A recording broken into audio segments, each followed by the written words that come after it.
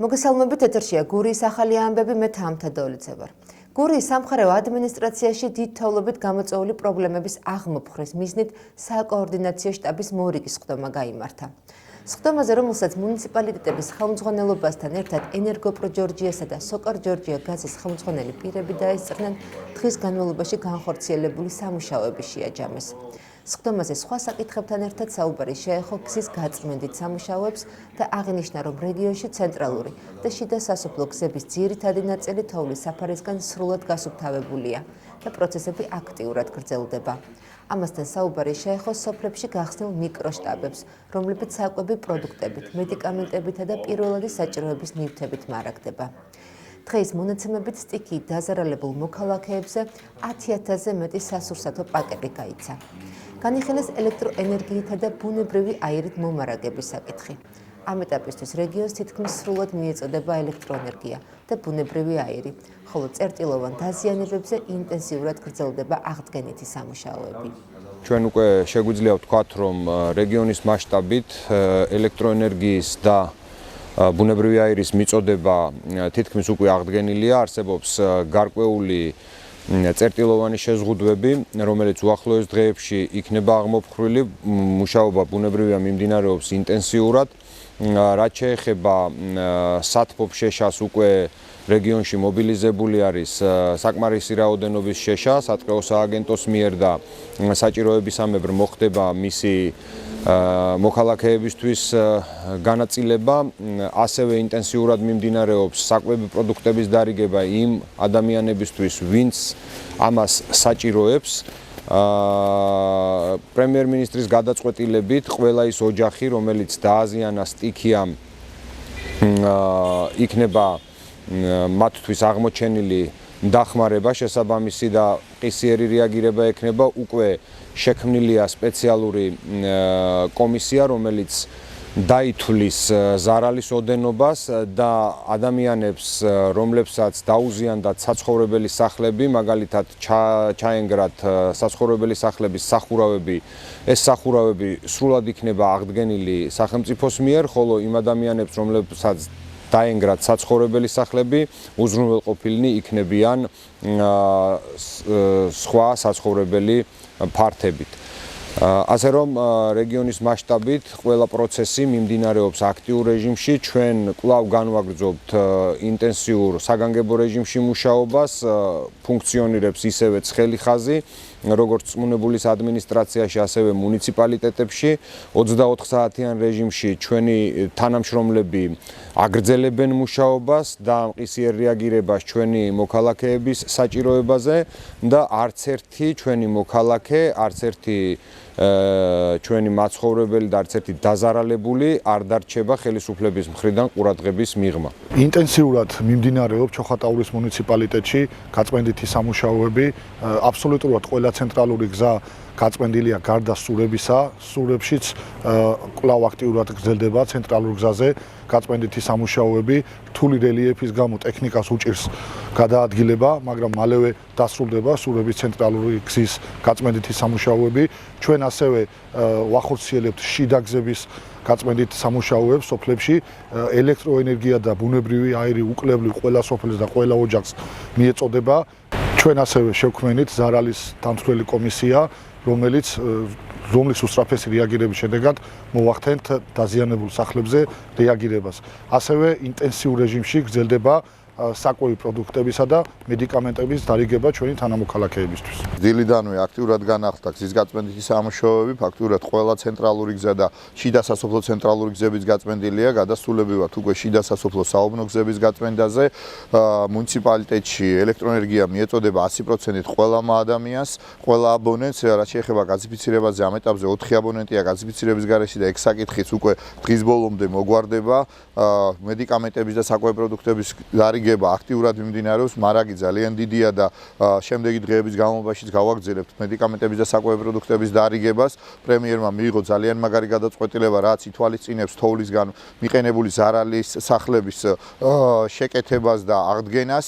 მუნიციპალიტეტის სამსახურები კვლავ აქტიურ რეჟიმში მუშაობენ და მზად ვართ ყველა იმ გამოწვევას და ყველა იმ ზარს, რაც ჩვენ მოსახლეობას აწუხებს, აქტიურად უპასუხოთ.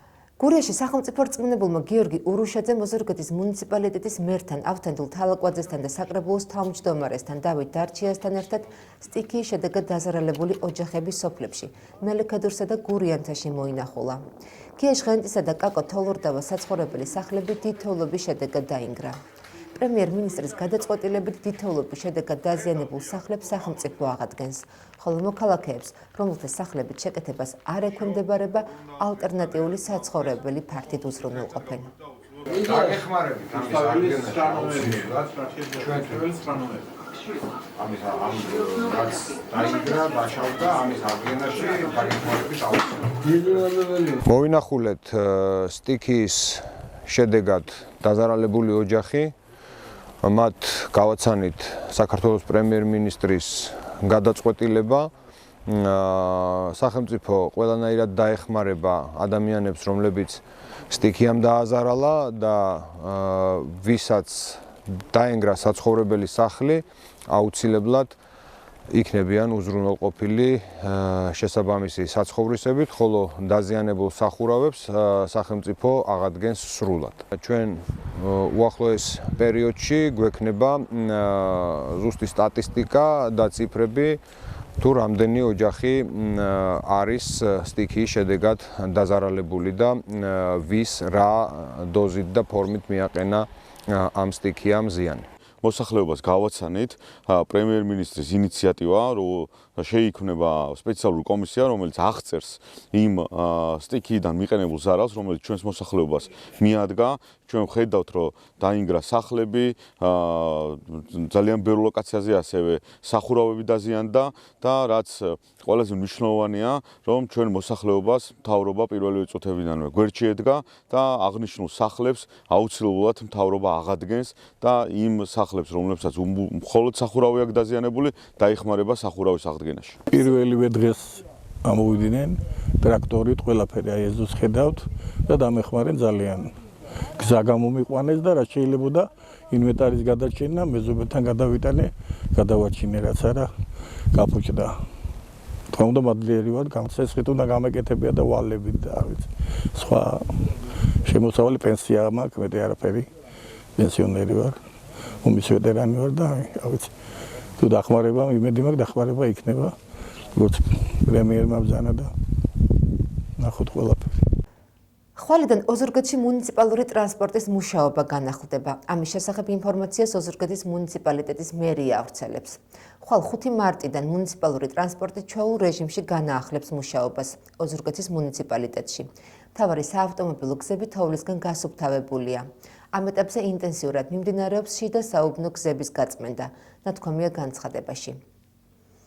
რაც შეეხება სასწავლო დაწესებულებებს, ქალაქ ოზურგეთში საბავშვო ბაღებში სააღმსრდელო პროცესი 10 მარტს განახლდება. აღნიშნული შესახებ გურიეტივის სკოლამდელი აღზრდის ცენტრის ხელმძღვანელმა მაკა ჭყონიამ უთხრა. რაც შეეხება სოფლებს, იქ სააღმსრდელო პროცესი ეტაპობრივად მარტის ბოლომდე აღდგება. როგორც ჭყონიამ აღნიშნა, დიდთოვლობამ საბავშვო ბაღების ინფრასტრუქტურა დააზიანა და მის აღდგენას დრო სჭირდება.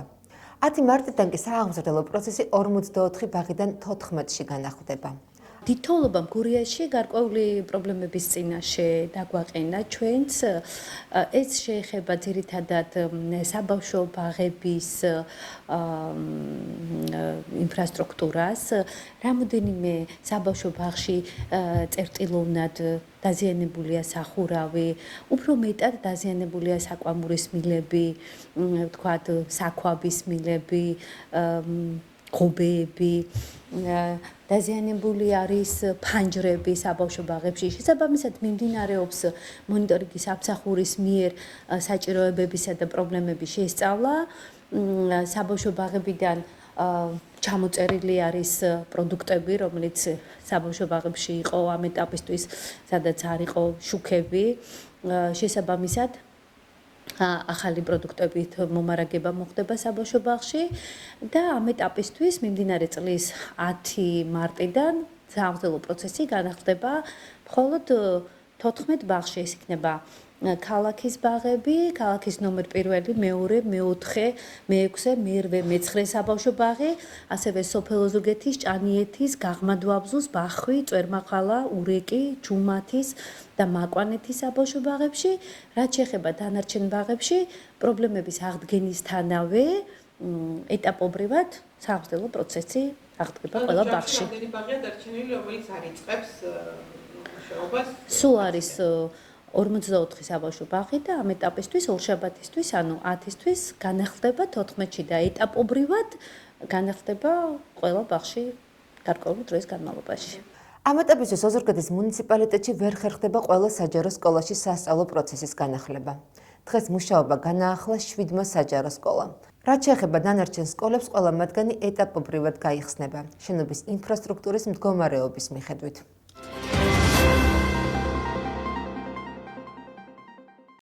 ოზურგეთის სახვითი ხელოვნების ცენტრში გამოფენა სახელწოდებით შემოქმედებითი კავშირები გაიხსნა. გამოფენაში 3 ქართველი მხატვარი, ალეკო ლომაძე, ავთანდილ თავართქილაძე და ვახტანგ მეგრელიშვილი, ასევე 2 იტალიელი მხატვარი, პიპო ალტომარე და ფედერიკო რიკა მონაწილეობდნენ.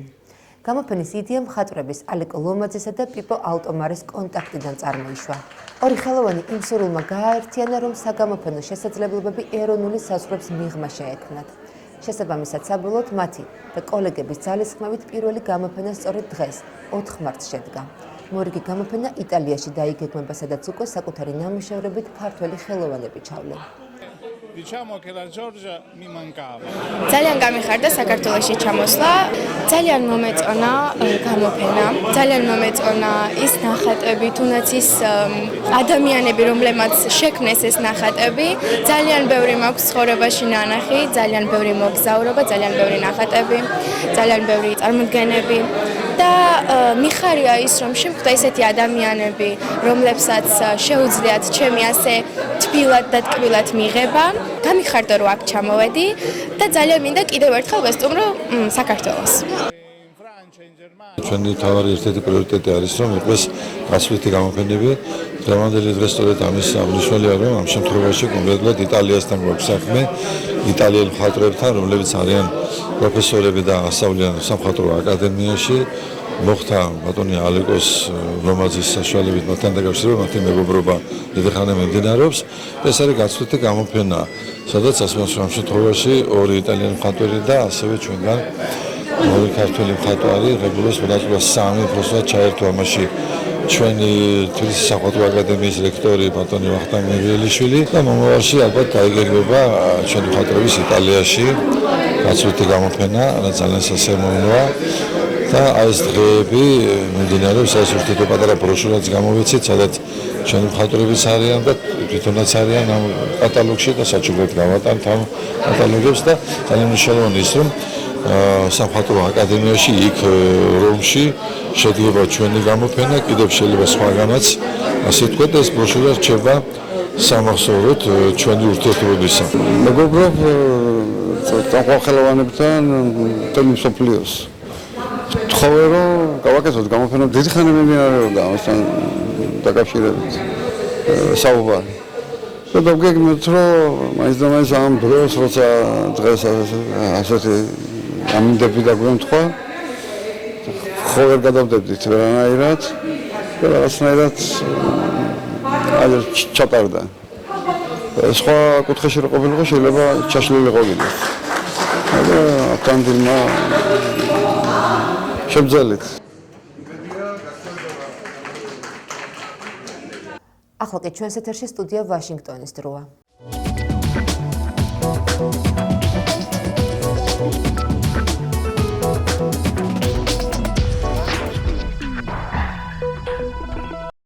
Dennis, thank you so much for your time. Georgian government has adopted. Denis, მადლობა დროის დათმობისთვის. საქართველოს ხელისუფლებამ ბოლო თვეების და კვირების განმავლობაში არაერთი ახალი კანონი აამოქმედა. ბევრში კი ცვლილება შეიტანა და ბევრის შეცვლას სამომავლოდ გეგმავს. ზოგიერთ განცხადებაში თქვენ ამ ცვლილებებს დრაკონულ შეზღუდვებად აფასებდით. გითხარით, რატომ მიიჩნევთ ასე და რა არის ამ კანონების მიზანი? მადლობა მოწვევისთვის. იმის შერშევაც კი რთულია საიდან დავიწყოთ. ჩვენ ამ რეგიონის შესახებ მუშაობთ და ბევრი პარლამენტი გვინახავს, რომელიც დრაკონულ კანონებს იღებს. მაგრამ არ მგონია მენახოს, არ მახსოვს მენახოს პარლამენტი, რომელიც ამას ამ მასშტაბით და ასე სწრაფად ასე მოკლე დროში აკეთებს. საქართველოს ხელისუფლება ადამიანის ფუნდამენტურ უფლებებს ისე უდგება, როგორც რაღაცას, რაც მას შეუძლია გადაწყვიტოს, როდის შეუძლია ხალხს მისი გამოყენება და როდის არა. ეს ახალი კანონმდებლობაც მსგავსია. ამის შესაბამისია. ისინი ზღუდავენ მშვიდობიანი პროტესტის უფლებას, გამოხატვის უფლებას. ჩვენ ვიხილეთ თავდასხმები მედიაზე, სამოქალაქო საზოგადოებაზე და ყველაფერი, რაც მათ სურვილს ეწინააღმდეგება, რომ საჯარო სივრცის გაკონტროლება შეძლონ, როგორც ჩანს თავდასხმის სამიზნე ხდება. ჩვენ გვაშფოთებს იმის ნახვა, თუ როგორ ამკაცრებენ ისინი წესებს, რომლებიც ისეთ რაღაცეებს არეგულირებს, როგორც საჯარო სივრცეა და ხალხის უფლება და შესაძლებლობა პროტესტისა და სიტყვის თავისუფლებით ისარგებლოს. ახლა კი ვხედავთ გაზრდილ ჯარიმებს, რომლებიც აკრძალვებს უკავშირდება, რომლებიც თავადაა შერჩევითი და ეწინააღმდეგება საქართველოს საერთაშორისო ვალდებულებებს. ვხედავთ, როგორ ზრდიან და აფართოებენ ამ დრაკონული წესების მასშტაბს და მათ გამოყენებას. ასობით დაკავებულ მოქალაქეთაგან ბევრი ამბობს, რომ ისინი უბრალოდ პროტესტში მონაწილეობისთვის დააკავეს და არა კანონდარღვევისთვის, რომ მათ დაკავებისას ან მის შემდეგ ცუდად მოეპყრნენ, სცემეს, ფიზიკური ან სიტყვიერი შეურაცხყოფა მიაყენეს. საერთაშორისო ამნისტია ამბობს, რომ ეს უკვე ტენდენციაა. რა მიუთითებს თქვენთვის იმაზე, რომ ეს ერთი საერთო სურათის ნაწილია და დაკავებებს და დაკავებულებთან მოპყრობას საერთო მახასიათებლები აქვს. როდესაც ადამიანები ქუჩაში გადიან, მათ აქვთ უფლება იქ იყვნენ, ისაუბრონ. პოლიცია და ხელისუფლება ამას განსხვავებულად უდგება. ისინი თავისი შეხედულებით ასხვევებენ ავტორიზებულ და არაავტორიზებულ პროტესტს და როცა გადაწყვეტენ, რომ ადამიანები იქ არ უნდა იყვნენ, ამას ისე უდგებიან, როგორც უკანონო შეკრებას. ადამიანების დაკავება ასეთ გარემოებებში შერჩევითია. ეს კანონის და ადამიანის უფლებების არსის საწინააღმდეგოა. მაგრამ პოლიცია ამას მაინც აკეთებს და აკეთებს სისასტიკით. ამას აკეთებენ იმ მიზნით, რომ რაც შეიძლება მეტი ადამიანი მოაგროვონ ქუჩებიდან და მათ უხეშად ექცევიან. მათ, ვინც ამას აკეთებს და მათ, ვინც ამის ბრძანებებს გასცემს, პასუხი უნდა აგონ. ახლა ეს არ ხდება, ამას ვერ ვხედავთ. ამგვარად ამ ძალადობის მასშტაბი და სიმძიმე საკმაოდ შემაშფოთებელია. ჩვენ ნამდვილად ვხედავთ ტენდენციას. უპირველესად, ეს დაპატიმრებული ხალხი დემონსტრანტებს შორის შერჩევითადაა დაკავებული. არ არსებობს განსხვავება იმ ხალხს შორის, ვინც თუნდაც ძალადობდა, ან კანონს გადააბიჯა რამენაირად და ვინც იქ უბრალოდ ადგილზე იყო. მას შემდეგ, რაც პოლიცია აკავებს, მათ უხეშად ექცევიან. აპატიმრებენ მიხელთ პოლიციის განყოფილებებში და შემდეგ უარს ეუბნებიან ადვოკატებთან კონტაქტზე. შემდეგი პროცედურების, ძალიან ხშირად, სასამართლო პროცესები ძალიან სწრაფად ტარდება. როცა მოსამართლეები ისმენენ პოლიციელთა ჩვენებებს დაკავებულთა მხრიდან შესაძლო დანაშაულების შესახებ და იღებენ ამას როგორც დადასტურებულ ფაქტს. პარალელურად ჩვენ ვხედავთ ძალიან ბევრ მტკიცებულებას, დოკუმენტს იმისა, რომ პოლიცია დემონსტრანტებს სცემს, მათ უხეშად ექცევა, მათ ცხოვრებას ურთულებს ბევრი სხვადასხვა გზით. იქნება ეს მათი დაკავება, საკვებზე უარის თქმა, აყვანის ადგილიდან შორს გათავისუფლება. ბევრი კი, რაც ყველაზე შემაშფოთებელია, საერთოდაც საავადმყოფოში აღმოჩნდა და ეს ერთი შემთხვევა არაა. ათეულობით შემთხვევაც არაა. ძალიან საგულისხმო რიცხვებზეა საუბარი, რაც აჩვენებს, რომ ასე ექცევა პოლიცია დემონსტრანტებს. ბევრ ადამიანს აპატიმრებენ მხოლოდ იმის გამო, რომ მათ განსხვავებული ხმა აქვთ. ამის გამო ეპყრობიან მათ ასე. ეს კი მიუთითებს, რომ ესაა წინასწარ განსაზღვრული პოლიტიკა იმისა, რომ დემონსტრანტებს, პროტესტის მონაწილეებს ასე გამორჩეულად უხეშად ძალადობრივად მოექცნენ. მათ კი, ვინც ამას აკეთებს, იციან, რომ თავისი ქმედებებისთვის არ დაიჯებიან. პასუხისმგებლობის და დაუსჯელობის საკითხს ახსენებთ. ჩვენ მოვისმინეთ, რომ შესაძლო გადაცდომების თაობაზე ხელისუფლება გამოძიების ჩატარების პირობას დებდა, თუმცა არაფერი გვსმენია იმის შესახებ, რომ სამართალდამცავი თუ სპეციალური სამსახურების წარმომადგენელთაგან ვინმეს პასუხისმგებლობა დამდგარიყოს, თუნდაც ისეთ შემთხვევებზე, რომლებიც კადრებზე აღიბეჭდა და რომლებშიც აშკარა ფიზიკური ძალადობა ჩანდა. დემონსტრანტების წინააღმდეგ იქნებოდა ეს თუ ჟურნალისტების. რას ნიშნავს ეს სამომავლოდ მშვიდობიანი პროტესტის პერსპექტივისთვის? თუ ეს ერთი სიტყვით უნდა შემეფასებინა, ეს სიტყვა უკანონობა იქნებოდა. ეს გამოხატავს იმას, როგორ უდგება პოლიცია სიტუაციას. ყველა მტკიცებულება მიუთითებს, რომ ხელისუფლება ახალისებს პოლიციას, რომ ასე მოიქცეს. მათ ვინც ქუჩებში ძალადობას ჩადიან, ფორმიანები იქნებიან ეს თუ როგორც უფრო და უფრო ხშირად ვხედავთ უფორმა მამაკაცები, რომლებიც მშვიდობიან თავყრილობებს ესხმიან თავს. იციან, რომ მათ ამის გაკეთება სრული დაუსჯელობით შეუძლიათ. ყოველ შემთხვევაში ასე ფიქრობენ, რომ სამართალი არასდროს აღსრულდება მათთვის, რომ ისინი არ აგებენ პასუხს იმაზე, რაც გააკეთეს.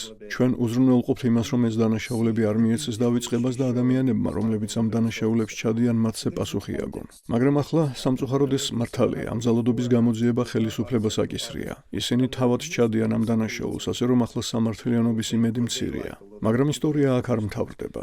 ჩვენ ხედავთ მათ, ვინც მშვიდობიან დემონსტრანტებს უპირისპირდება და ერთ დღესაც მათ მოუწევთ იმაზე პასუხისმგება, რასაც აკეთებენ.